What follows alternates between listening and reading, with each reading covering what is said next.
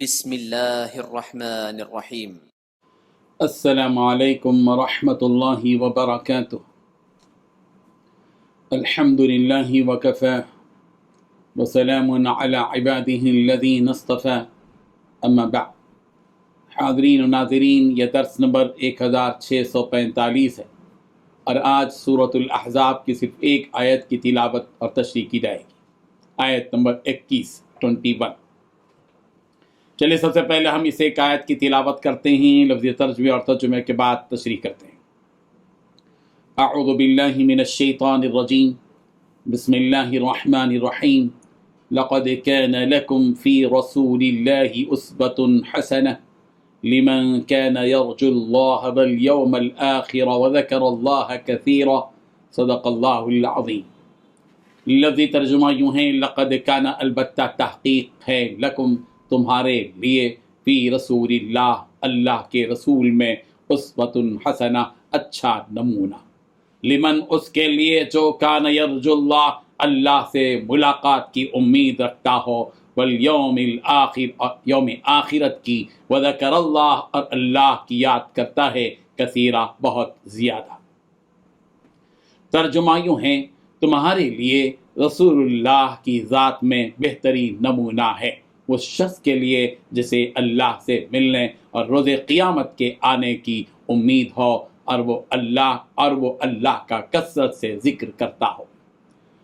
اس آیت میں 3 باتیں بتائی گئی ہیں۔ پہلی بات، یقیناً تمہارے لیے رسول اللہ صلی اللہ علیہ وسلم کی ذات میں ایک بہترین نمونہ ہے۔ دوسری بات، ہر اس شخص کے لیے جو اللہ سے اور آخرت کے دن سے امید رکھتا ہو۔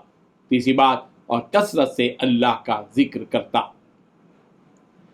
بزرگان محترم، اس آیت میں اللہ تبارک و تعالی مومنوں کو نبی رحمت صلی اللہ علیہ وسلم کے نقش قدم پر چلنے اور ان کی اتباع کرنے کا حکم فرما رہے ہیں، چاہے وہ غزوہ خندق کا موقع ہو یا کوئی اور موقع ہو، ساری زندگی ہی آپ صلی اللہ علیہ وسلم کی اتباع کی جانی چاہیے، چاہے آپ کے اقوال ہوں، چاہے آپ کے افعال ہوں، آپ کی سیرت ہو، ہر حال میں اس کو اپنانا چاہیے۔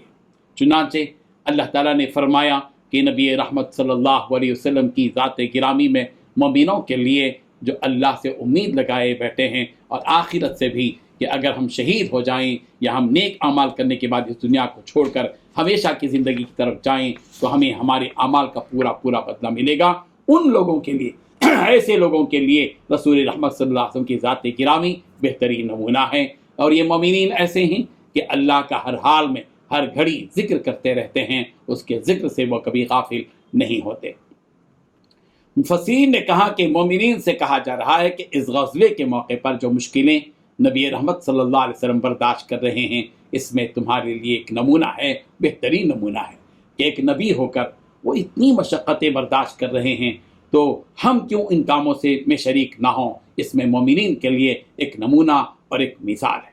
حضرت ابو طلحہ رضی اللہ عنہ سے مروی ہے کہ ہم نے رسول اللہ صلی اللہ علیہ وسلم سے غزوہ خندق کے موقع پر بھوک کی شکایت کی، اور ہم نے اپنے کپڑے اٹھا کر اپنے پیٹوں میں بندھے ایک ایک پتھر نبی رحمت صلی اللہ علیہ وسلم کو دکھلائے، تو آپ صلی اللہ علیہ وسلم نے بھی اپنے پیٹ پر بندھے 2 پتھر دکھلائے۔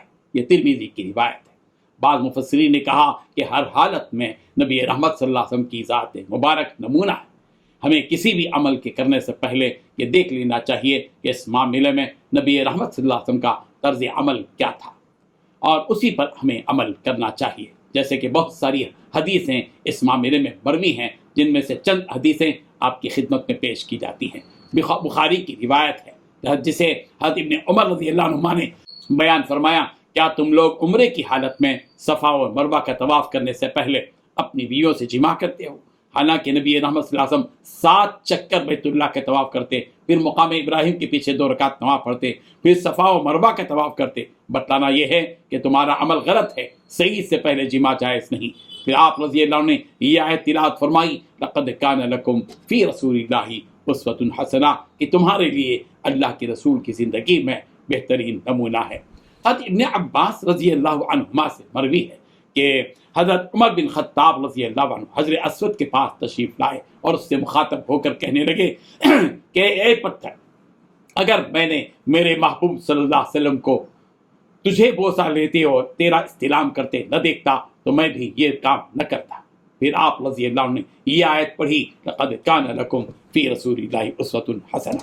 حضرت ابن عباس رضی اللہ عنہما سے مروی ہے کہ حضرت معاویہ رضی اللہ عنہ کے ساتھ طواف کر رہے تھے. حضرت معاویہ رضی اللہ عنہ نے خانہ کعبہ کے چاروں رکنوں کا استلام کیا، یعنی چاروں کونوں کا استلام کیا.